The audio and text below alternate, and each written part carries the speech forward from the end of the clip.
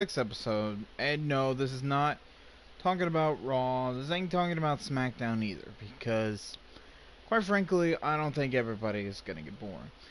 But today's is actually something that me and a friend, which I'm actually gonna bring them on now. John, you could go ahead and bring on the chat. Hello? All right. Yep, that he is.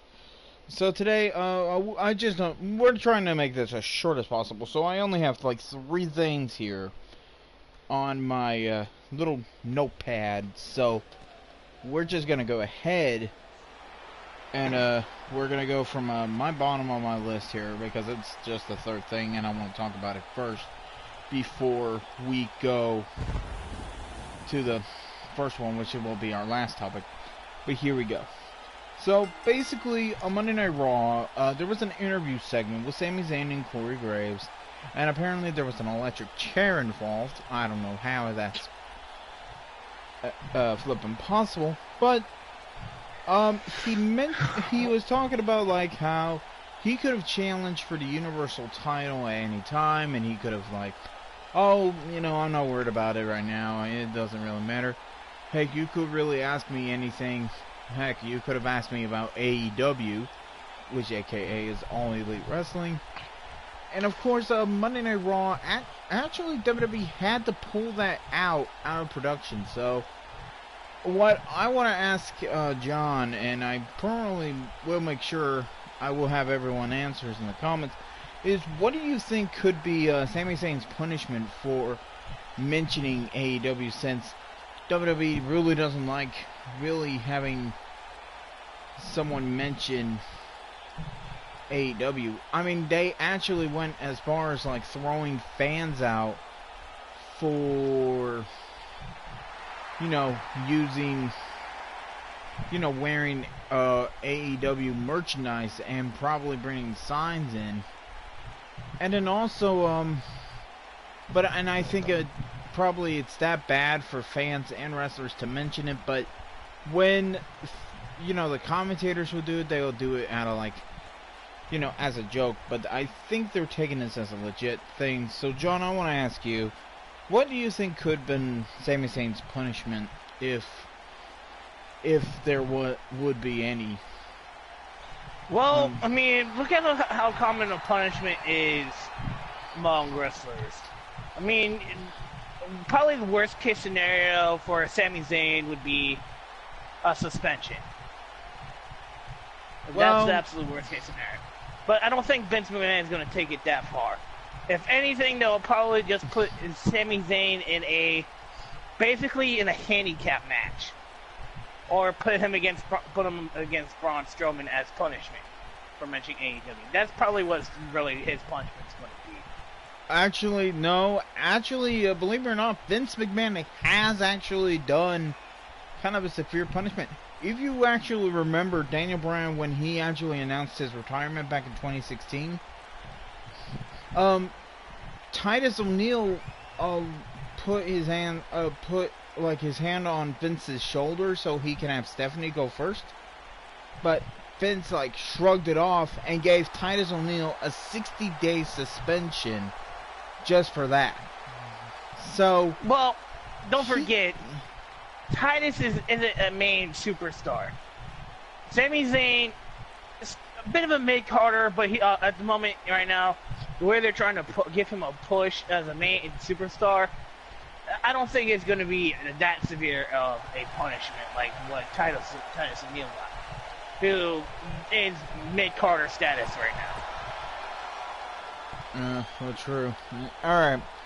So, and then speaking of AEW, or AKA All Elite Wrestling, the question now lays into the hands of probably minds, and everybody's probably gonna say, well, why wouldn't it not be? But I wanted to pose this to you. Could or is All Elite Wrestling WWE's next competitor? I'll be honest with you. Of course. Now, there's a lot of rumors going around about AEW, about how they managed to get so much money in order to do what they're doing. There are rumors going around that somebody is backing them. And there is one rumor that that seems to be going unnoticed, but is catching a few people's attention. The rumor is they're getting backed by somebody in WWE. Mainly somebody who's having issues with Vince McMahon at the moment. And also, we actually kind of mentioned it earlier, but I mentioned it maybe when we were talking about it one day, and we didn't even mind recording and talking about it. But you want to tell the folks on who do you think could be backing them and who is in WWE? Well, a lot of people will probably know as soon as I mention he's the current COO of WWE, the cerebral assassin himself, Triple H. Because, as a lot of people know, there is currently backstage heat going on between him and Vince McMahon. Because of disagreements in booking and even in talents. Because there was like one thing, I think there was a thing on Instagram that I saw where Triple H would have been in the production meeting going, okay, so we have all these names, Andrade, Cien Almas, we got Mustafa Ali, we got some of these young talent that could go over in the Money in the Bank line match. Who you think who should we pick out of these people? And then we'll say the response of Vince McMahon, Brock Lesnar, and it shows Triple H's most serious face in the world. And really, it's the backstage heat between Vince and Hunter Hearst Helmsley, or Paul Levesque, if we were going to use it as his real name. And that is possible. We could have Triple H backing AEW, because there is no way that Cody was saving that money, saving the checks from all of his paychecks from the WWE when he worked there, and then working the other shows like Ring of Honor and New Japan or whatever. There's no way he could have saved those checks and then gone ahead and then go, okay, we'll just start this wrestling promotion right up.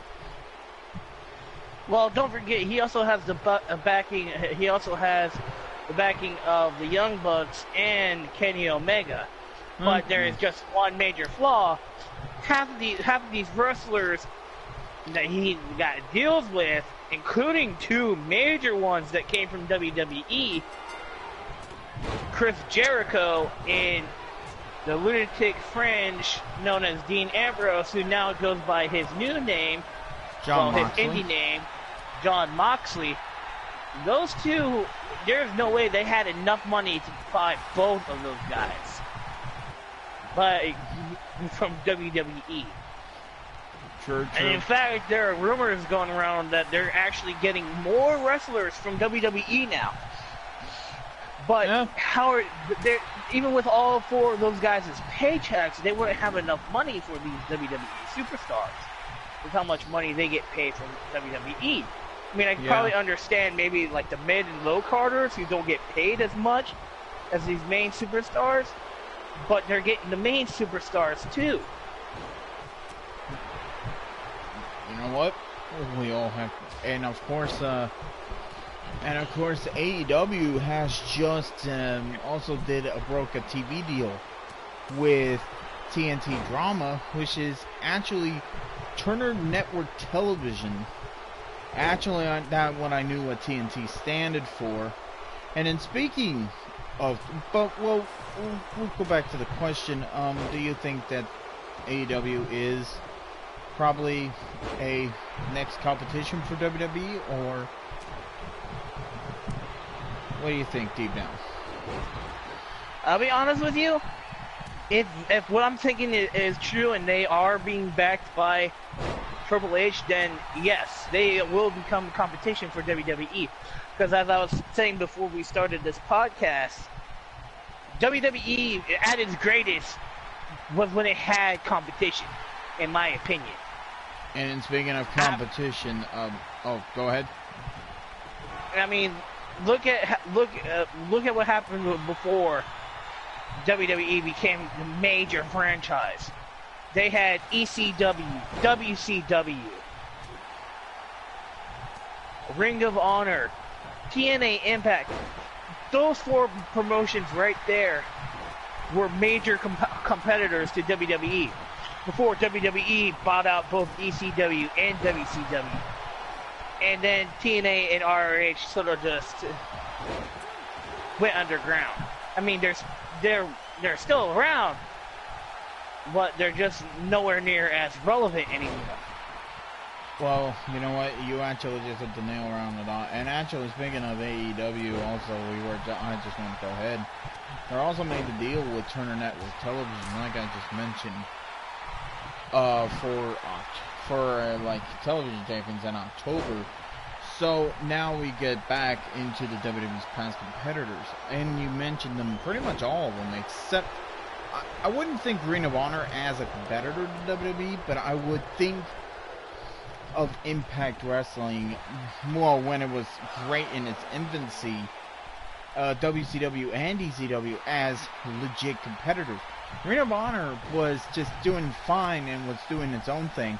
New Japan, I mean, it's one thing that New Japan Pro Wrestling is basically it could be one competitor, but the thing is, I don't think New Japan Pro Wrestling has American television deals.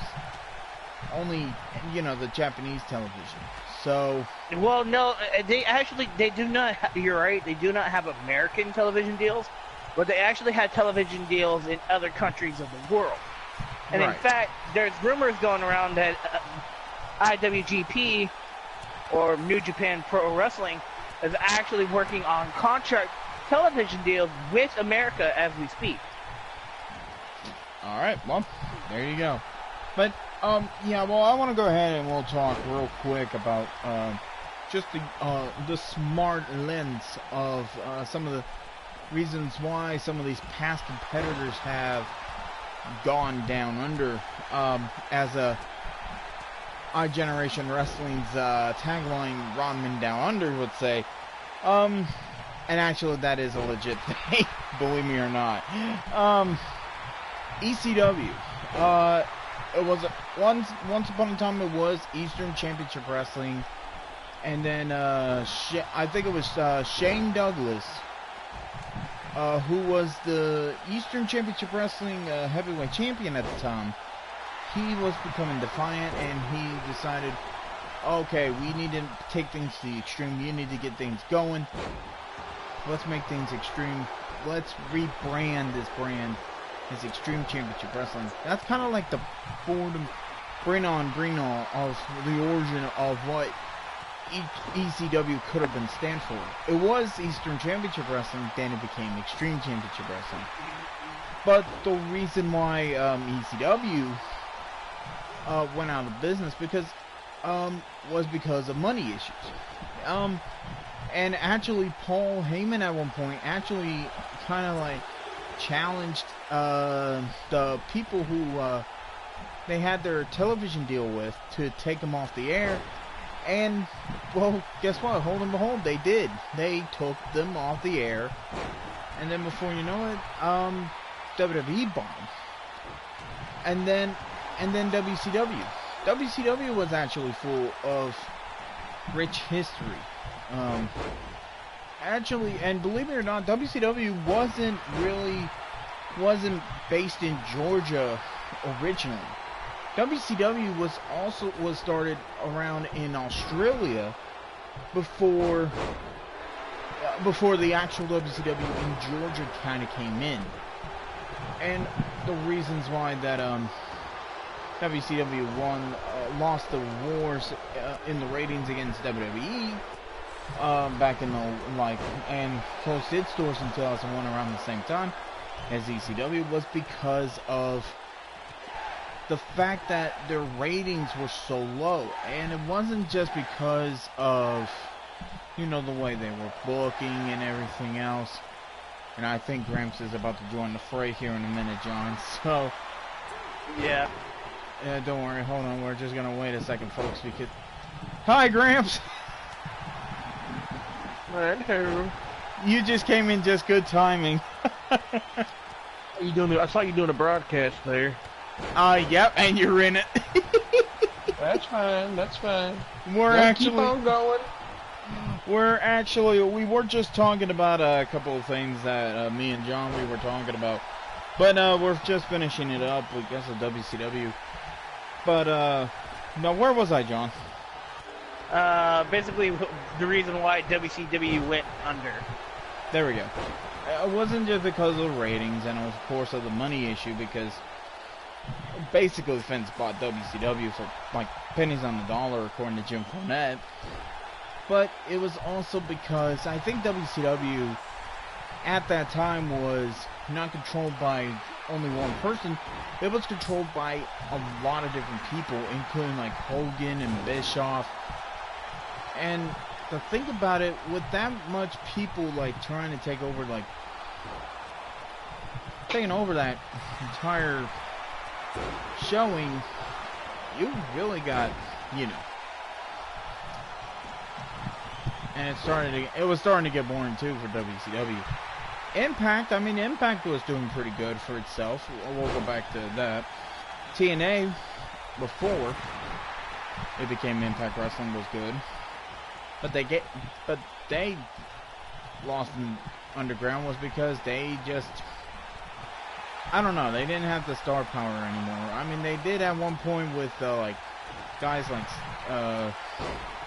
LAX, Eric Young. They got guys like Kurt Angle, Steen, Nash, Jeff Jarrett, but they did also have the Hardy Boys, the Dudley Boys. They got EC3, Ethan Carter III. So what do you think about AEW? They actually got big names in it. Well, we actually already discussed about that. But we actually it was kind of a blessing, really, that Gramps actually just asked that question, actually, John, because, what we thought about it at first. Here's what's the first thought when they were announcing All Elite Wrestling. It was not the fact that I don't think it was going to happen. I was thinking maybe it would have come a little sooner, or maybe somewhere along the lines they would do something. But, and God, they actually did, you know. I mean, with their, when they did their pay-per-view thing, Double or Nothing just recently, they did pretty damn well. Even though the stadium that they were in was like holding 13,000 people or so, they didn't disappoint really a lot of people, so. Well, that's why I said they have to have backing from somebody. There's just no way they could have had especially two major WWE superstars going to AEW. Without giving them some money. Yeah, and Gramps, we were actually talking about that too, because we were talking about how somebody in WWE was backing them up because of the way AEW was run. Because AEW, there was no way that Cody Rhodes, the Young Bucks, and Kenny Omega would have backed up AEW on their own. They could have had somebody to help them out. And now, we don't know if these rumors are confirmed or not. It's just a rumor going around. And also, more rumors were stating that actually Triple H was actually responsible for backing them up. And the reason why that rumor happening was because of the fact that Triple H and Vince McMahon were having kind of a backstage heat because of what's been going on recently with the booking and the ratings. And pretty much Vince and Triple H are butting heads.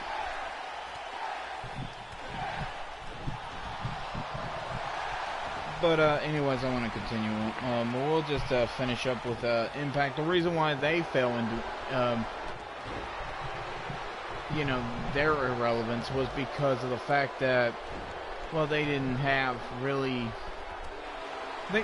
I think what killed them really was, it wasn't really, I think what didn't kill them was not the ratings, basically. I mean, at times they would have good ratings, but the problem was the booking.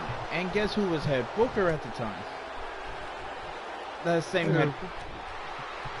I spoke about him a lot of times too, but Vince Russo. Vince Russo messed up with the booking, and not only that, got rid of a bunch of people that Jeff Jarrett started TNA with,